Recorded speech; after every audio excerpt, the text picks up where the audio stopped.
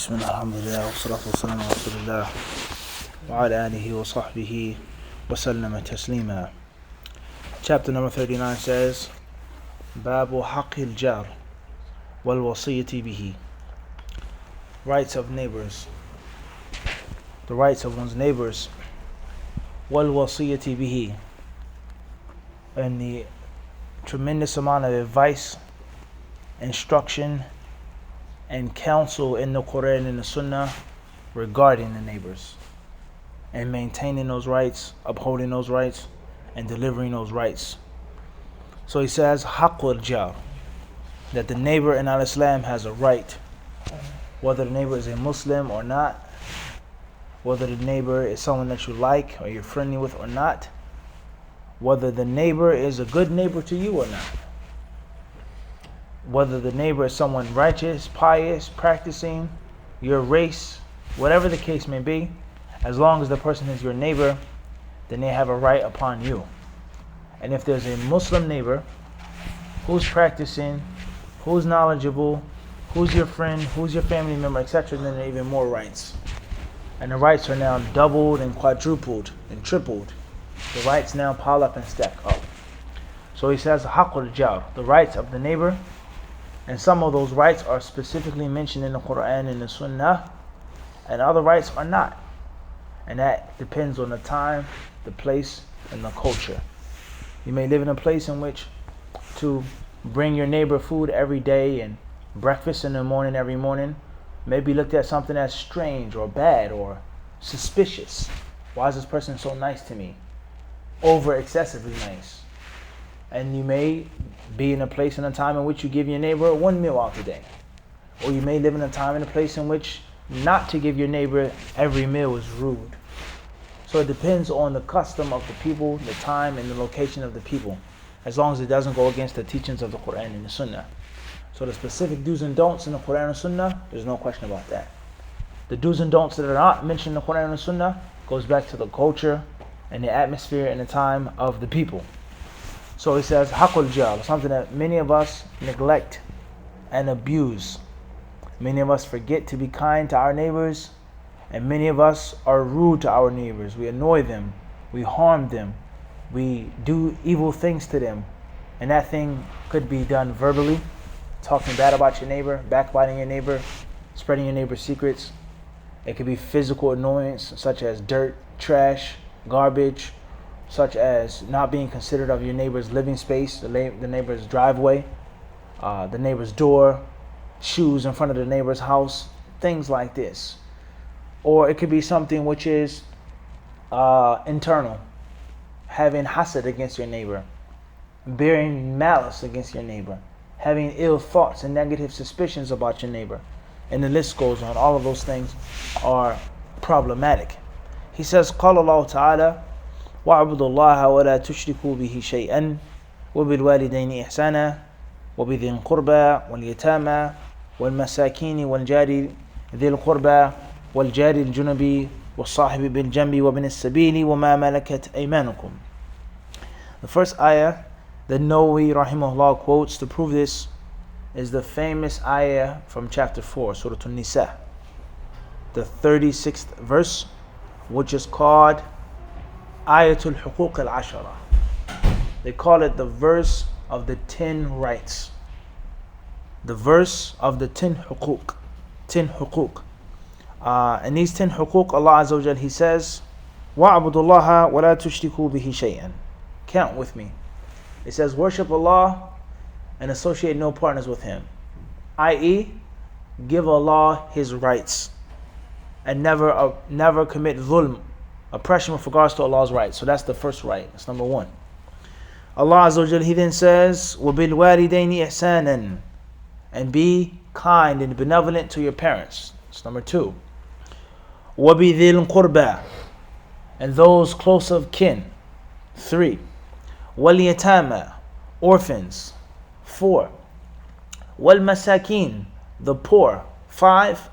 وَالْجَارِ ذِي الْقُرْبَى, and the close neighbor.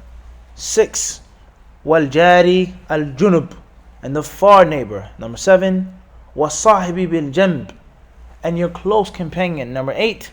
وَبِنَ السَّبِيلِ, the traveler, the wayfarer. Number 9, وَمَا مَلَكَتْ أَيْمَانُكُمْ, and that which your right hands possess, your slaves. So these are 10 slots. Allah commands us to give all of these slots something. Allah Azza wa Jal, He says, worship Allah and make no shirk with Him. That's right, haqq lawal. And obviously that's the greatest haqq.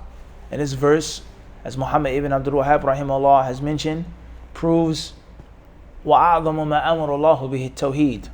The greatest thing that Allah told the people to do is tawheed. And the greatest thing that Allah forbade the people from doing is shirk. Murder, killing, this, that, there's all horrendous crimes. But none of them as bad as shirk. And justice, honor, bravery, kissing your mother's feet, washing your mother's feet, carrying your mother on her back, all of those things, none of them are more important and substantial than the tawheed. So Allah Azza wa Jalla, He mentioned these 10 things, and it lies no doubt, this shows you the beauty of the Quran and the perfect balance of Islam, and that there is no aspect of life left neglected. Everything is dealt with in Islam, from the highest to the lowest.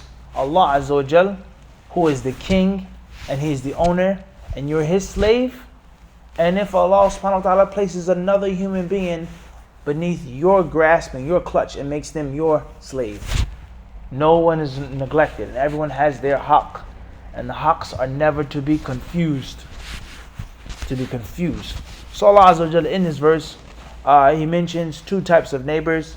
He says, وَالْجَارِ ذِي الْقُرْبَى وَالْجَارِ الْجُنُبِ. He says the jar that is close to you, right next door, right in front of you, right across the street. وَالْجَارِ الْجُنُبِ, and the neighbor which is further away. The neighbor who's further away. So all neighbors have rights. And obviously the closest neighbor, they come first. Some of us, if we ask ourselves, when's the last time I did anything for my neighbor? I see a piece of trash in front of their house, someone disturbing their property, a dog urinating in front of their house, anything. When's the last time I did anything good for my neighbor? When's the last time I gave my neighbor da'wah to Islam? When's the last time I called my neighbor to the sunnah? When's the last time I visited my neighbor? Or anything like this. So this verse clearly proves the obligation of وَبِالْوَالِدَيْنِ إِحْسَانًا وَبِالْجَارِ ذِي الْقُرْبَى إِحْسَانًا وَبِالْجَارِ الْجُنُبِ إِحْسَانًا. Treat them kindly, benevolently, respectfully as well. Then he quotes the first hadith. He says, وعن ابن عمر وعائشة رضي الله عنهما قال قال رسول الله صلى الله عليه وسلم ما زال جبريل يوصيني بالجار حتى ظننت أنه سيورثه متفق عليه. وعن أبي ذر رضي الله عنه قال قال رسول الله صلى الله عليه وسلم يا أبا ذر إذا طبخت مرقة فأكثر ماءها وتعاهد جيرانك. رواه مسلم. وفي رواية له عن أبي ذر إن خليلي أوصاني إذا طبخت مرقة فأكثر ماءها ثم انظر أهل بيت من جيرانك فأصبهم منها بمعروف. وعن أبي هريرة رضي الله عنه أن النبي صلى الله عليه وسلم قال والله لا يؤمن والله لا يؤمن والله لا يؤمن. قيل من يا رسول الله؟ قال الذي لا يأمن جاره بوائقه. متفق عليه. وفي رواية لمسلم لا يدخل الجنة من لا يأمن جاره بوائقه. البوائق الغوائل والشرور. وعنه قال قال رسول الله صلى الله عليه وسلم يا نساء المسلمات لا تحقرن جارة لجارتها ولو فرسن قال ولو فرسن شاة. متفق عليه. وعنه أن رسول الله صلى الله عليه وسلم قال لا يمنع جار جاره أن يغرز خشبة في جداره ثم يقول أبو هريرة ما لي أراكم عنها معرضين والله لأرمين بها بين أكتافكم. متفق عليه. وعنه أن رسول الله صلى الله عليه وسلم قال من كان يؤمن بالله واليوم الآخر فلا يؤذي جاره ومن كان يؤمن بالله واليوم الآخر فليكرم ضيفه ومن كان يؤمن بالله واليوم الآخر فليقل خيرا أو ليسكت. متفق عليه. The first hadith is narrated by Ibn Umar and by Aisha, may Allah be pleased with them all, that the Messenger of Allah ﷺ said, Jibreel continued to give me advice concerning my neighbor. He continued to advise me, to counsel me concerning my neighbor, so much so, I thought that he would make him an heir. And this hadith is collected by Bukhari and Muslim. The next narration is reported by Abu Dharr radiallahu anhu. The Messenger of Allah ﷺ said, O Abu Dharr, whenever you make soup or broth then stretch it out and give your neighbor some. Whenever you cook a meal, make extra and provide your neighbor with some of that food. And that hadith is collected by Imam Muslim. Narrated Abu Hurairah radiallahu anhu as well. The Prophet ﷺ says, Wallahi, he does not believe. Wallahi, he does not believe. Wallahi, he does not believe. They said, who doesn't believe, O Messenger of Allah? It says, the one whose neighbor is not safe from his harm and his annoyance. And that hadith is agreed upon by Bukhari and Muslim. And the rest of the hadith in the chapter, which all prove one thing, and that is the importance of the neighbor and the right to be kind and mindful of the neighbor and to be generous to the neighbor. And there are many of us who neglect these basic everyday sunnahs. And oftentimes we may want to do the flashier sunnahs or the noticeable sunnahs or the sunnahs which are convenient and easy. But these realistic, real life sunnahs we neglect and we abandon. Okay? And this is the daily practice of Islam. Being a good father, being a good neighbor, being a good employer, not cheating your employees, not cheating your laborers, not cheating the people who work for you, giving them and giving them more. That's daily Islam. Being a good son to your parents, being a good teacher, being a good role model, being a good neighbor, being an active person in your community. That is the day-to-day, daily Islam. That's the Islam that is going to cause and inshallah have an impact and an effect upon the people. And we know that it's easy to do the flashy stuff, the noticeable things. And we talk about sports. For example, football. Many brothers from different countries, American football, not soccer. Everyone pays attention to the running back. A good running back, how fast he is, how well he moves, how many touchdowns he scores, how much blocking he does for the quarterback, how many screen passes he catches. The great running backs of the NFL, right? But people don't realize how good and how effective is that running back without the offensive line. The big guys that block, the big guys that are 300 pounds, 350 pounds that run. Think about that now. This guy is 300 and something pounds and he's running and he has footwork on his toes like a ballerina. And he's making the blocks for the running back. That's the stuff that doesn't get the highlights. It's not the flashy stuff. The offensive line that protects the quarterback from getting hit and beat up and sacked. They are the people that allow the field goal kicker to make that crucial overtime field goal. If they don't block, the field goal will be blocked. They're the people in the trenches getting hurt, getting their knees bent under the pile. They are the people that put in the work and actually allow the football team to win the game. But they don't get the credit and the recognition like a quarterback or running back. But in actuality, that's the backbone of the team. That's the vertebrae of the football team. Is the offensive line and as well the defensive line. The line of scrimmage is where the game is won or lost. That's fundamentals of football. So no one wants to necessarily be an offensive lineman. You go to the park, you see the kids play, everyone wants to be a running back or quarterback. And the same applies to basketball. Everyone wants to be the flashy point guard, the two guard. But no one wants to be the big man in the fourth quarter that takes fouls. No one wants to be the one who plays defense, who gets rebounds. Those are the people who actually make an impact on the game. And the same applies to us as Muslims. We want the flashy Islam, the easy Islam, the sweet tasting Islam, quote unquote. All of Islam is sweet tasting. Just look at Ramadan. Everyone wants to be noticed. Everyone wants to feed in the month of Ramadan, which is a tremendous virtue. There's no doubt about that. It's tremendous virtue to feed people in the month of Ramadan. But how many people feed people outside of Ramadan? No one wants to feed their neighbor.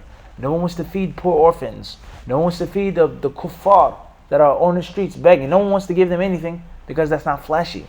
There's no recognition in that. But for my name to be on the board and for the brothers to know Brother Fulan is sponsoring this aqiqah or this walima or this iftar and everyone's coming and seeing, smiling, hugging, everyone wants the flash. But no one wants the day-to-day hardcore stuff. And you can apply this to any aspect of life. Any aspect of life. Many people, they'll take their children out or their stepchildren out, or a weekend father. He takes his kids to the movies, he buys them these big gigantic toys to make it a show that I'm a good father. But that's not the day-to-day life of a father. It's sitting down doing homework with them, it's taking them to school, it's picking them up, it's disciplining them, it's dealing with their changes and their problems in life. That's the real father, and not just the stuff that's flashy and noticeable.